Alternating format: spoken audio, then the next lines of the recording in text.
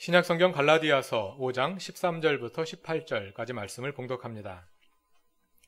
형제자매 여러분, 하나님께서는 여러분을 부르셔서 자유를 누리게 하셨습니다.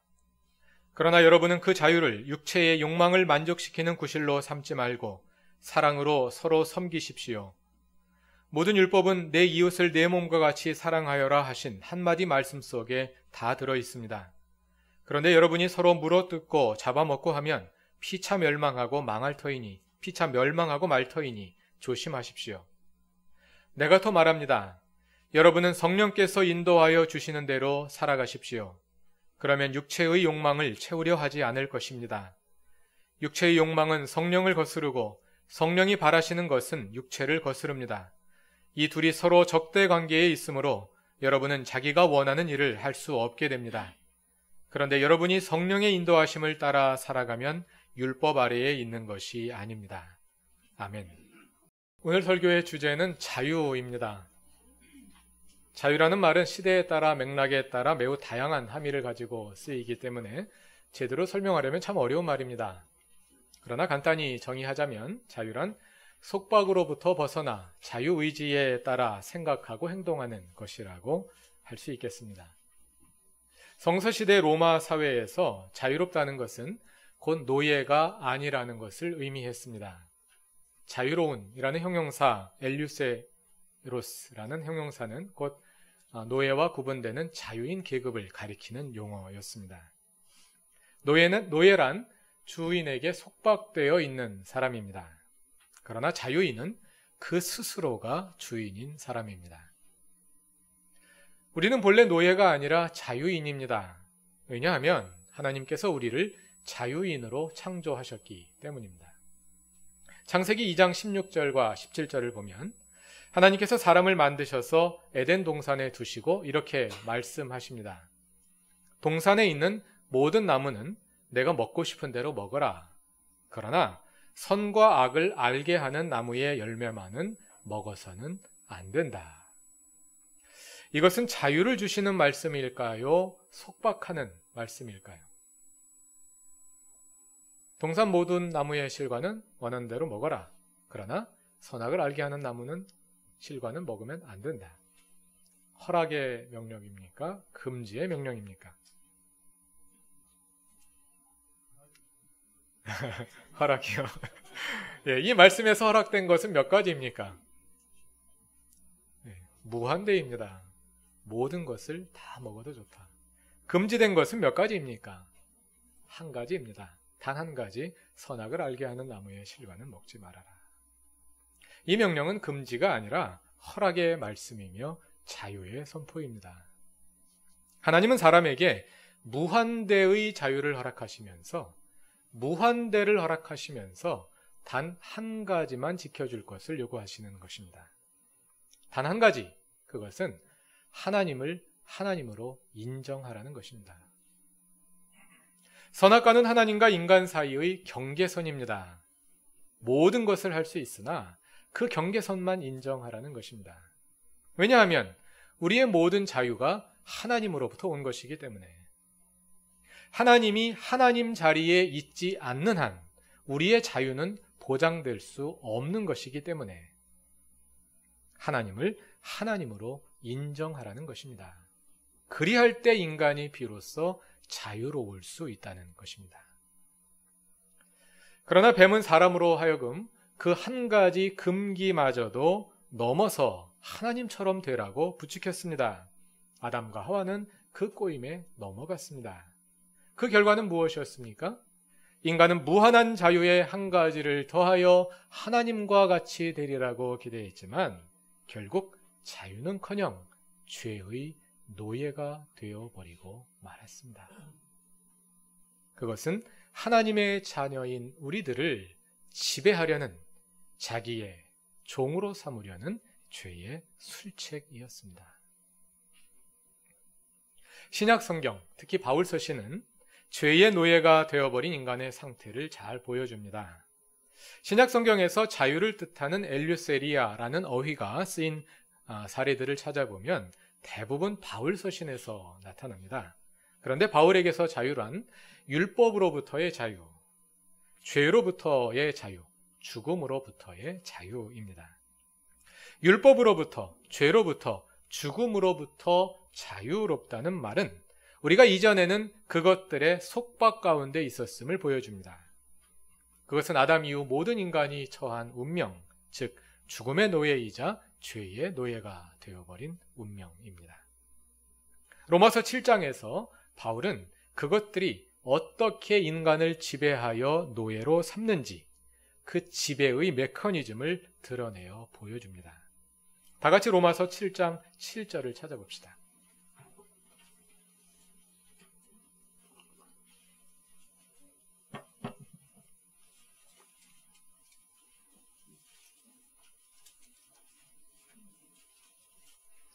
로마서 7장 7절부터 11절을 읽어보면 죄, 율법, 죽음이라는 단어들이 반복하여 등장합니다.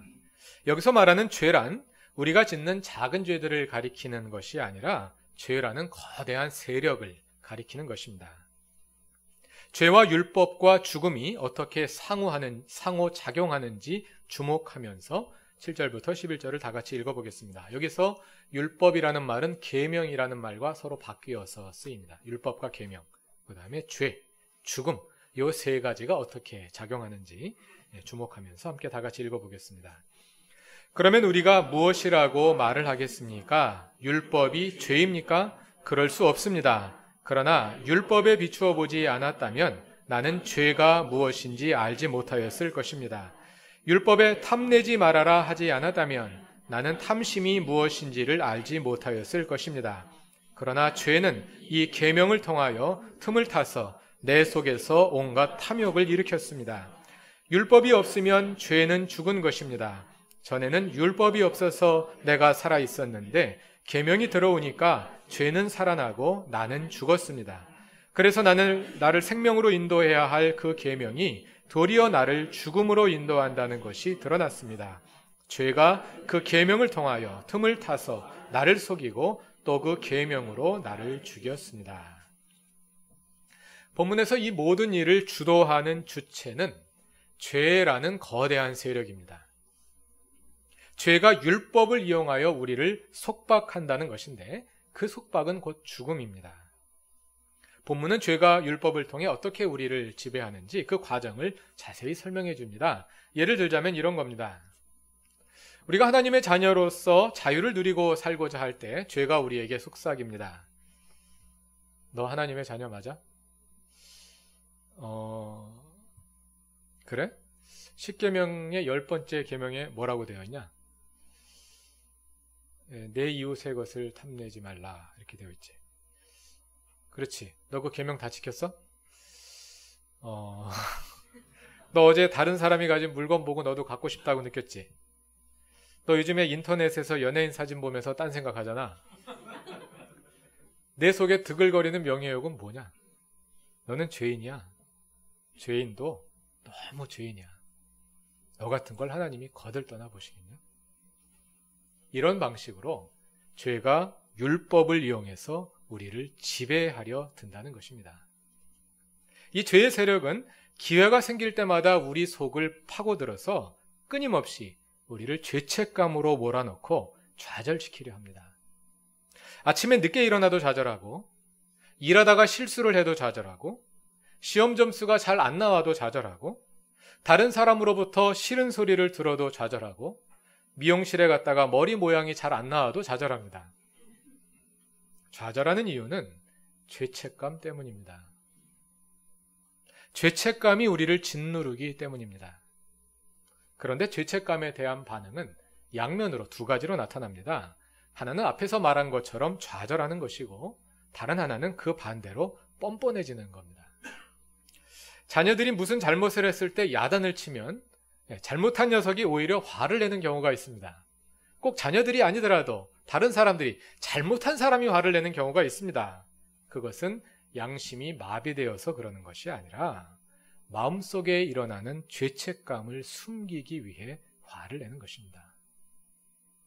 주변에 도무지 죄의식이 없고 뻔뻔하다고 생각되는 사람이 있습니까? 그 사람이 왜 그러냐면 죄책감이 강해서 그런 겁니다. 불쌍히 여기시고 그 사람들을 위해 기도하십시오. 우리 문화는 죄책감을 양산하고 심화시키는 문화인 것 같습니다. 우리가 어릴 적부터 배워온 이 사회의 관습이 학교 교육과 가정 교육이 그리고 심지어는 종교 교육까지 그 모든 것이 그 모든 시스템이 우리에게 무엇을 끊임없이 요구하고 그 요구를 이루지 못하는 우리에게 끊임없이 죄책감을 유발시킵니다. 이 모든 시스템이 율법으로 작용하고 있는 것입니다. 죄는 그것을 노립니다. 죄는 늘 기회를 엿보고 있다가 우리 마음속에 죄책감이 일어날 때 기가 막히게 알아채고 우리를 덮칩니다. 그리고 그 죄책감으로 우리를 짓누릅니다. 그리고는 우리를 속입니다. 우리는 죄책감에 시달리면서도 그것이 거룩한 것이라고 착각을 합니다. 왜냐하면 교회가 가르친 것 때문에 죄책감을 가지게 됐거든요. 학교가 가르치고 사회가 가르친 율법으로 인해서 죄책감이 일어났거든요. 그래서 죄책감을 느끼는 것이 거룩하고 교육적이고 온전한 것인 양 오해하게 되는 것입니다. 그러나 그것은 죄의 속임수입니다. 그 죄책감 뒤에는 거대한 죄라는 세력이 도사리고 있어서 거룩한 것처럼 위장된 죄책감을 통해 우리 마음속을 파고들어 우리를 지배하려 하는 것입니다. 인간은 죄를 짓지 않으려고 노력하지만 죄를 짓지 않을 수 없는 존재입니다. 그러나 어떤 죄를 지었든 하나님은 다 용서하십니다. 죄를 지어도 좋다는 것이 아닙니다. 문제는 그 죄를 반복하지 않는 것입니다. 그러나 우리는 죄를 반복합니다. 그것이 인간입니다. 다시 죄를 지으면 다시 하나님 앞에 나아가서 회개하고 용서받으면 됩니다. 그 과정을 통해서 우리는 점점 죄를 덜 짓는 사람으로 변화되어 갈 것입니다. 그러나 죄는 율법을 통해서 우리를 좌절시킵니다. 한 번 죄를 짓고 나면 그 죄책감에 빠져서 벗어나지 못하게 만듭니다. 그래서 우리를 무기력하게 만들고 결국은 동일한 죄를 자꾸 반복하게 만듭니다. 그래서 우리는 죄의 노예로, 율법의 노예로 죽음의 지배 속에 살아가게 되는 것입니다. 그러나 하나님은 죄와 죽음의 종이었던 우리를 그 속박으로부터 풀어 자유롭게 하셨습니다. 그것이 구원입니다. 따라서 자유란 구원받은 우리의 상태를 가장 잘 보여주는 말이라고 할 수 있습니다. 그러므로 구원받은 사람답게 사는 것은 자유를 누리며 사는 것입니다. 그것은 죄책감에 짓눌리지 않고 어깨를 펴고 사는 것입니다. 뻔뻔하지 않고 온유하게 사는 것입니다. 로마서 7장에서 죄가 인간을 지배하는 방식을 잘 설명한 후에 바울은 로마서 8장 1절과 2절에서 이렇게 선언합니다.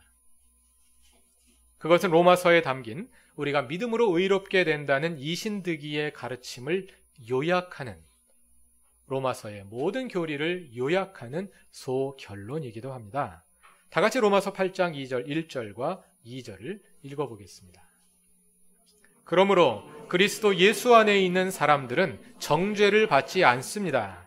그것은 그리스도 예수 안에서 생명을 누리게 하는 성령의 법이 당신을 죄와 죽음의 법에서 해방하여 주었기 때문입니다. 본문 2절을 보시면 죄와 죽음과 율법이 연속해서 함께 쓰인 것을 보실 것입니다. 7장에서 확인한 그 죄와 죽음의 율법으로부터 우리는 해방되었습니다. 왜냐하면 그리스도 예수 안에서 생명을 누리게 하는 성령의 법이 죄와 죽음의 법으로부터 우리를 해방하였기 때문입니다. 그리스도인으로 산다는 것은 율법에 허덕이며 사는 것이 아니라 죄와 죽음의 법으로부터 해방된 존재로 사는 것입니다. 그리스도 안에 있는 생명의 성령의 법이 죄와 죽음의 법으로부터 우리를 해방하였습니다. 죄로부터 해방된 존재답게 자유를 누리며 사십시오. 전에도 설교 중에 한번 언급한 적이 있습니다만 저는 한국 교회와 그리스도인들을 바라볼 때마다 정말 의아한 점이 하나 있습니다. 그것은 우리는 복음주의자임을 자처하는데, 그렇게 복음을 외치는데 왜 교회에 오래 다닐수록 더 완고한 율법주의자가 되는 겁니까? 율법은 죄의 도구가 되어 우리를 죄책감에 짓눌리게 하지만 복음은 죄와 사망의 법으로부터 우리를 해방시킵니다. 그러면 교회에 다니면 다닐수록 더 자유로워져야 되는 거 아닙니까? 그런데 왜 우리는 교회에 오래 다닐수록 더 깊은 죄책감에 시달리게 되느냐 말입니다. 우리가 진정 자유롭다면 더 유연하고 더 너그러워져야 되는 거 아니겠습니까? 그런데 왜 교회에 오래 다니신 분들일수록 더 완고하고 더 율법적입니까? 저는 이러한 현상을 보면서 한국 교회가 복음의 생명력을 드러내지 못한 채 그저 하나의 율법 시스템으로 작용하고 있다는 생각을 하게 됩니다. 그리스도인들을 자유롭게 하기보다는 죄책감에 눌리게 하는 것입니다. 교회가 자유의 전당이 되지 못하고 율법의 보루가 되고 있는 이유는 교회가 교회를 위해 존재하기 때문입니다. 교회가 목적이 되어서 교회의 부흥을 위해 교인들에게 끊임없이 율법을 요구하는 겁니다. 교회 더 많이 나와라. 교회 봉사를 더 많이 해라. 헌금을 더 많이 내라. 이거 해라. 저거 하지 마라. 끊임없이 요구하는 겁니다. 그러한 수많은 요구들 앞에서 교인들은 마땅히 해야 할 일들을 하지 못한 죄인들이 되어버립니다.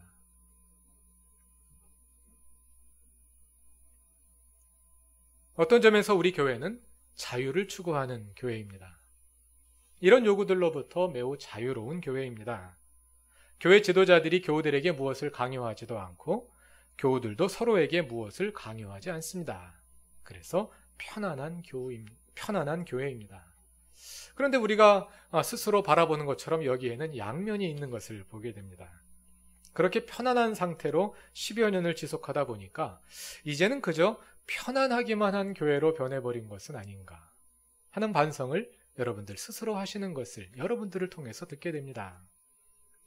과연 그 편안함 가운데서 지속적인 신앙 성장이 이루어지고 있는가?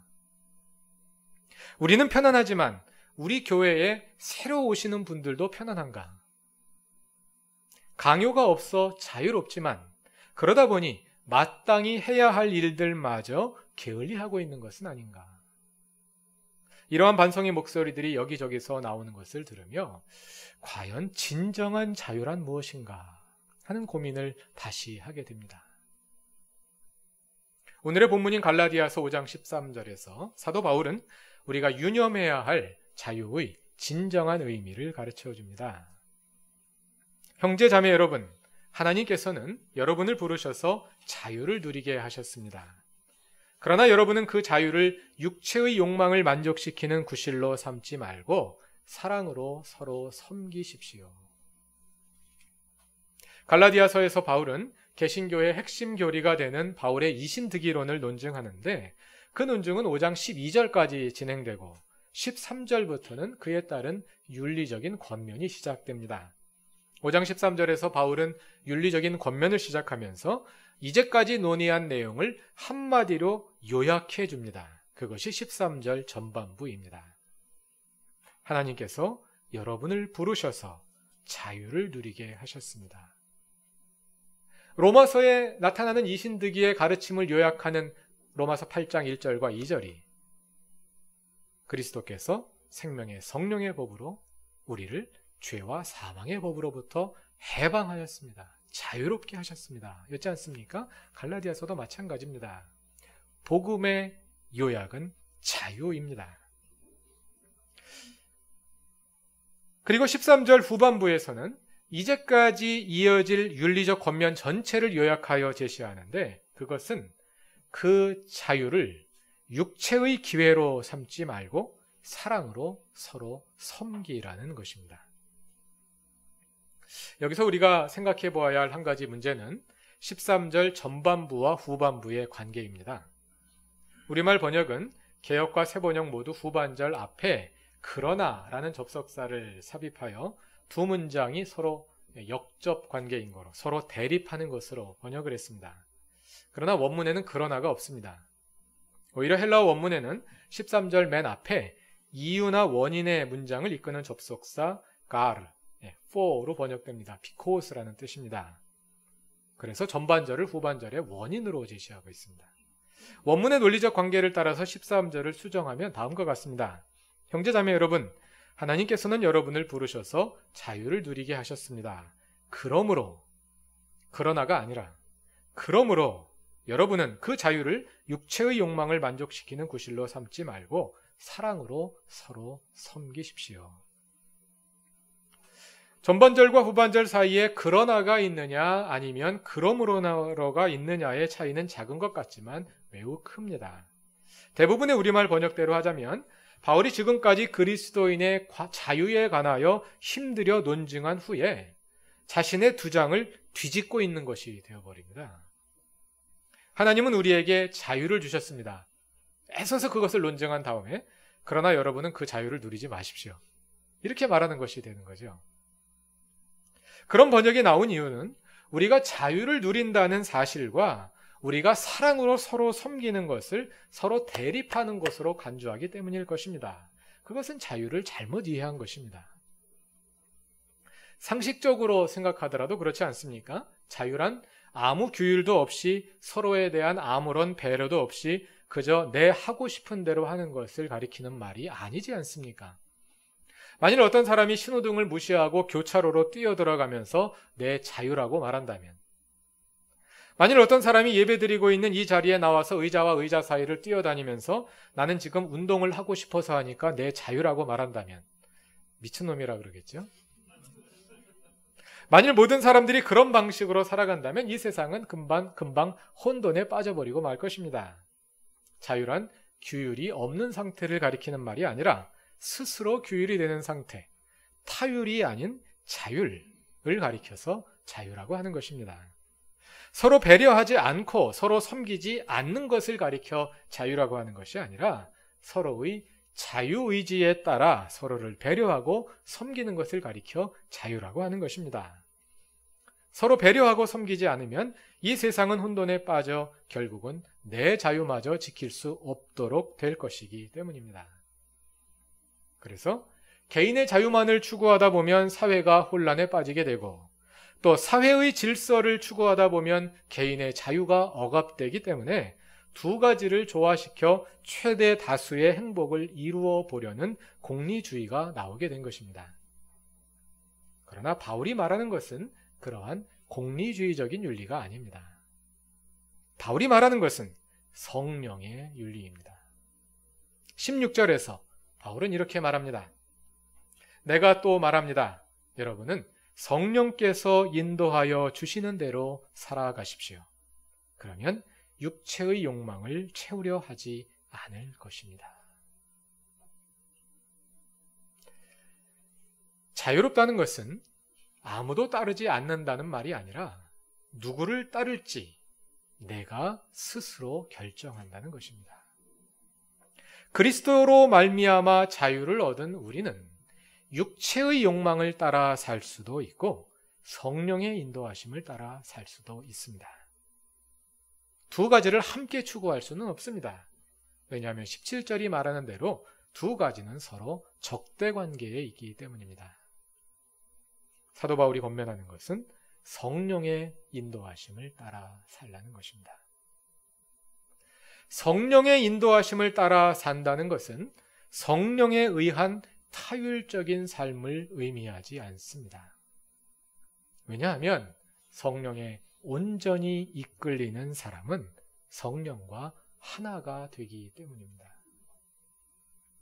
우리가 성령으로 충만할 때 성령의 뜻이 나의 뜻이 되고 나의 뜻은 성령의 뜻이 됩니다.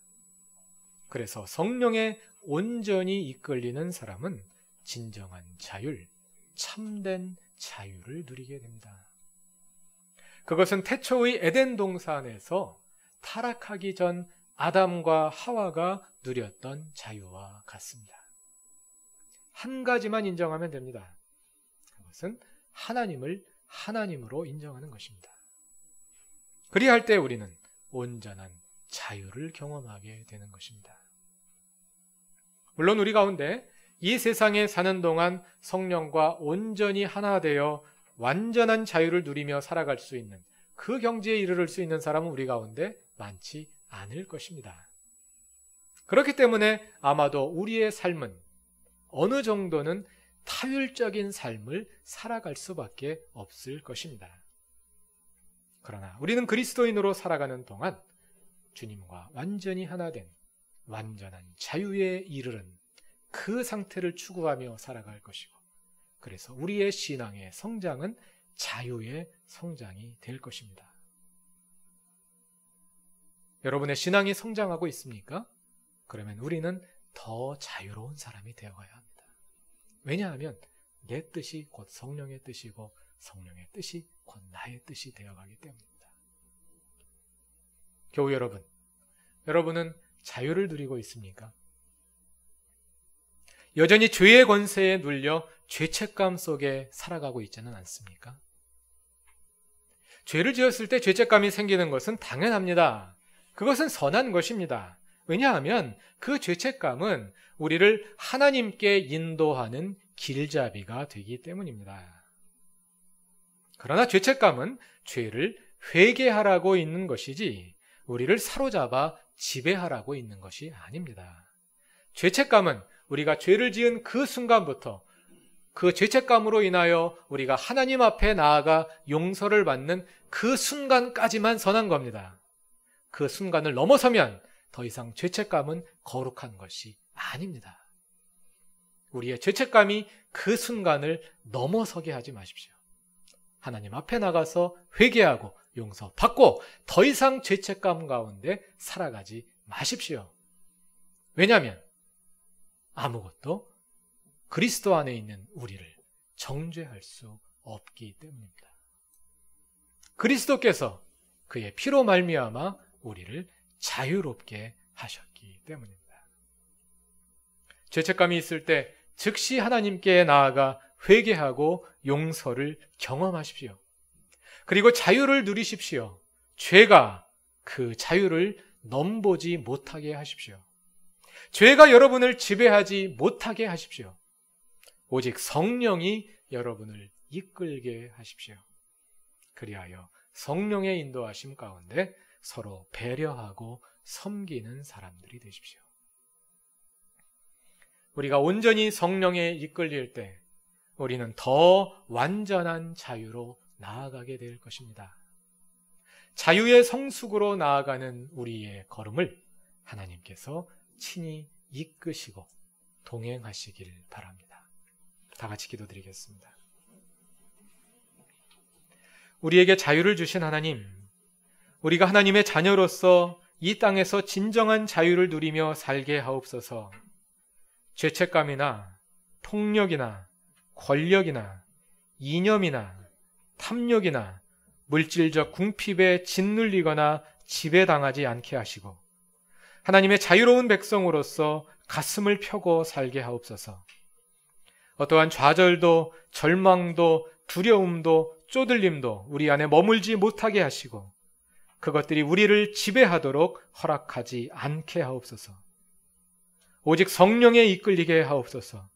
오직 성령에 이끌려 하나님의 뜻과 나의 뜻이 일치되는 진정한 자유의 경지에 이르도록 타락 이전 에덴 동산의 그 상태에 이르도록 신앙의 성장을 계속해 나가게 하옵소서. 예수님의 이름으로 기도드립니다. 아멘.